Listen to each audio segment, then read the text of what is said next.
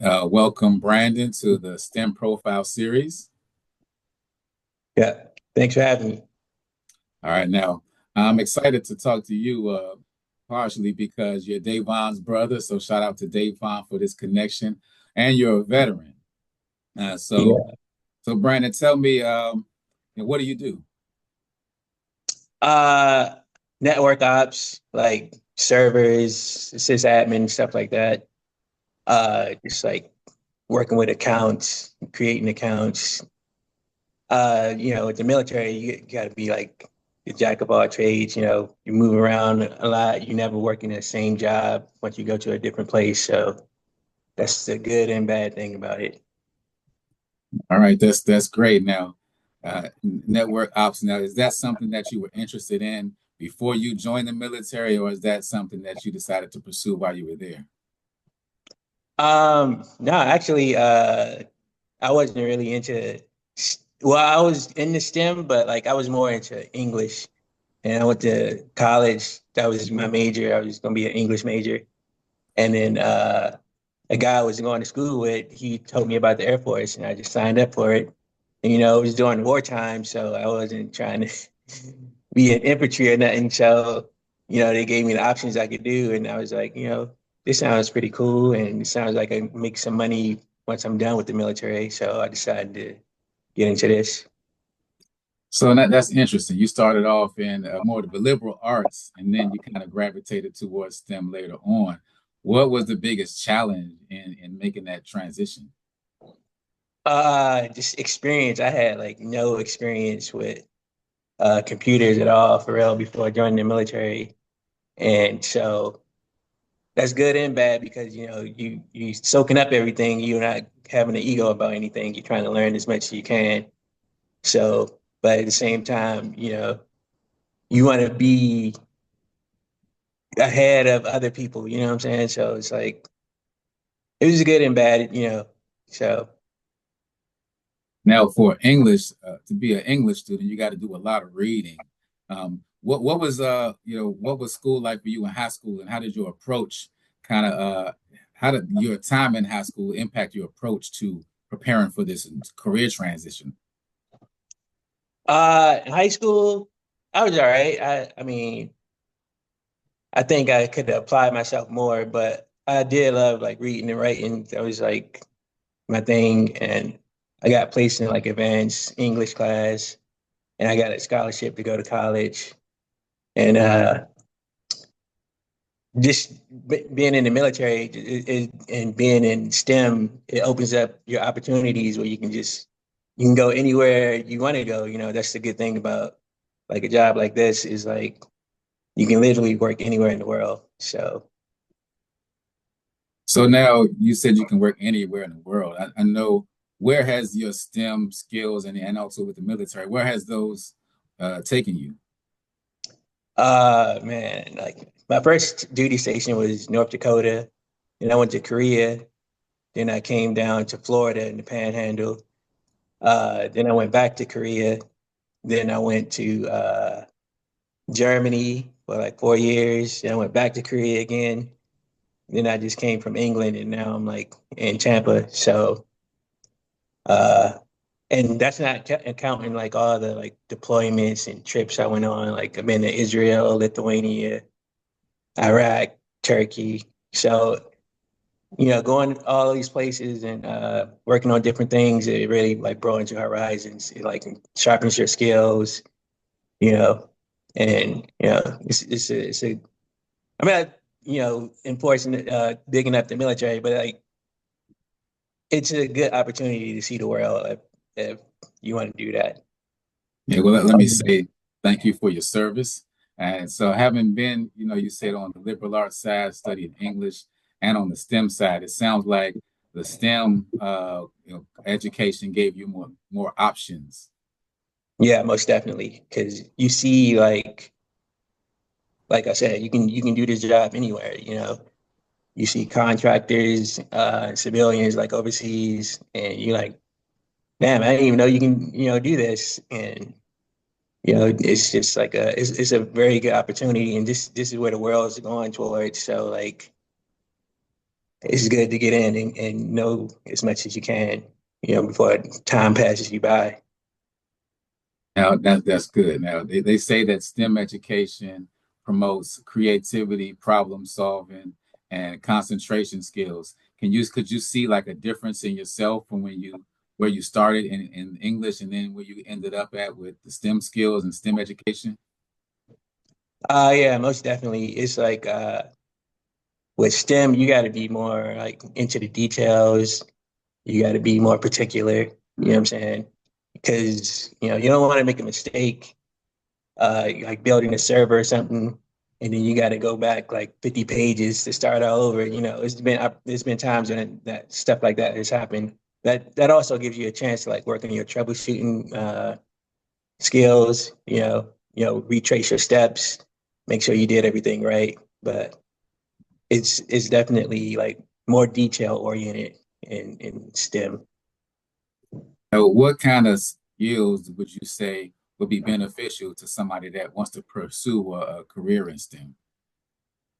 Um, Dedication, patience, because is some things comes easier to some people, but you just got to look at yourself as an individual, and you can't measure yourself against somebody else. You might learn quicker at one thing than somebody else does, or you might learn slower. But as long as you putting in the time and effort uh, to improve yourself, just believe in yourself, and you should get there. You should meet your goals.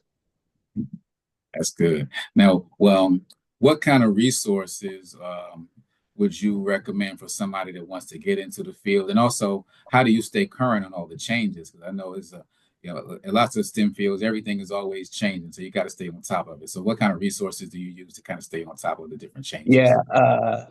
like with the military, there's always training for you, training opportunities. They send you to different schools and stuff.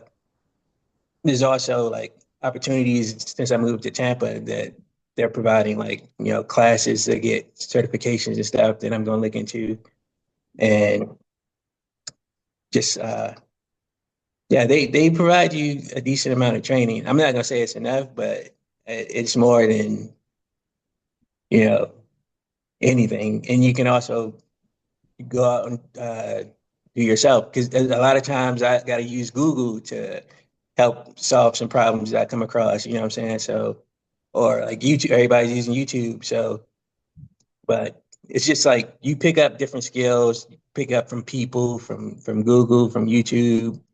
Just online classes like that. So just learn from any resources you can get. All right. Now, for somebody that started out as an English major in school, would you say that you had any early STEM experiences that maybe kind of helped you once you did get into the STEM field?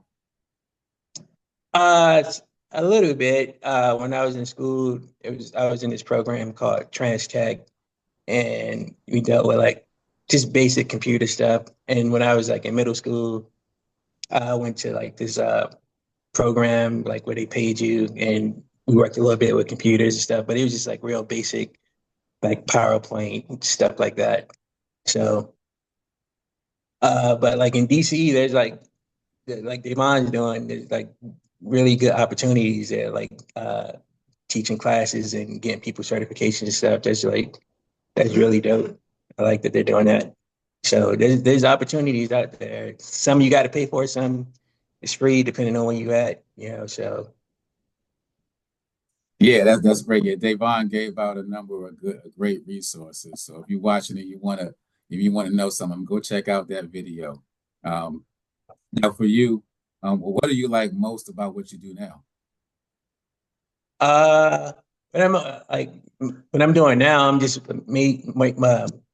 mostly just like in charge of a team. I got like over 10 people that's working for me. They're the experts, you know what I'm saying? I'm just making sure they get the work done.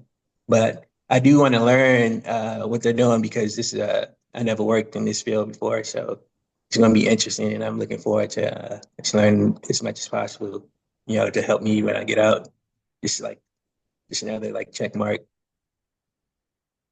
Now you mentioned that somebody kind of influenced you to get into this field. You saw that this field was a good field to get into. Do you have any mentors right now in your field, and how do they help you? Yeah, some mentors, like people that got out the military, they just help me with as far as that, the military side, like what to do as far as like VA and uh resume building, looking for jobs on the outside. And yeah, it's mostly just like military stuff like that.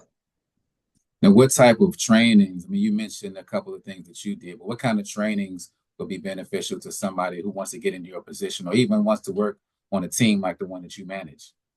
Well, in my career field, it's like mandatory that you get your Sec Plus.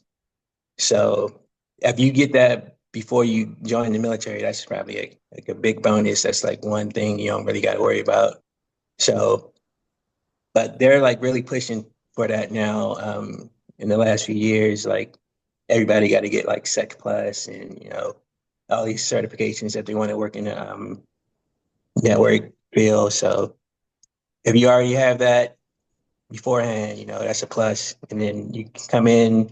If you want to do 20, you can do 20. If you want to do four, and get out, just so you can have that experience on your resume, because that's the big thing that people are going to be looking for going forward. Is not like, I'm not saying education is not important, but they going to look at more of, have you actually been doing this? And for how long have you been doing this? So this is like a good stepping stone for if you want to get into this career field. Just you get your feet wet, do a couple years, and you get out, and you're gonna have like a lot of opportunities waiting for you.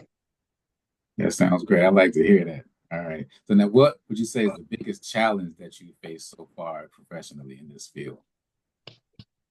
Um, just like the moving around, learning different uh equipment and stuff. So it's just like, you get comfortable in one area for like a while, and then, next thing you know, you got to go somewhere else, and you don't know what job. You can work a totally different job that you never worked before.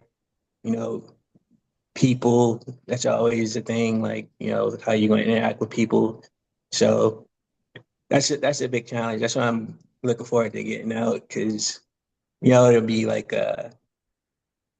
more routine, so. All right, Brandon. Well, it's been great talking to you. Thanks for coming on and sharing your time and your insights. And I hope somebody's inspired by your story. Yeah, thanks for having me. All right. Thanks for watching. If you're on YouTube, like, subscribe, and share.